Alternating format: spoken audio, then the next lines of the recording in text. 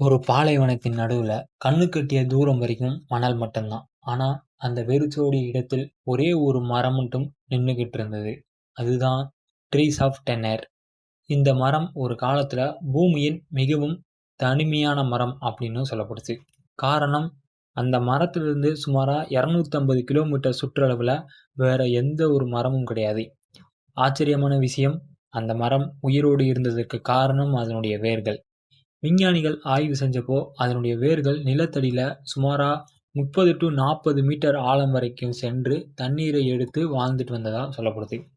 பல வருஷங்களா சகாரா பாலைவனத்தை கடக்கும் ஒட்டகங்களும், வாகன ஓட்டிகளும் இந்த மரம் தான் ஒரே ஒரு அடையாளமா இருந்துச்சு. வரைபடத்துல கூட இந்த மரம் குறிப்பிடப்பட்டிருந்துச்சு. ஆனா 1973ஆம் வருஷம் ஒரு லாரி ஓட்டுநர் அந்த மரத்தின் மீது மோதி அதை முற்றிலும் சேதப்படுத்திட்டாரு. அதுக்கப்புறமா அந்த இடத்தில் அதனுடைய நினைவா ஒரு உலோக சிற்பம் நிறுவப்பட்டது.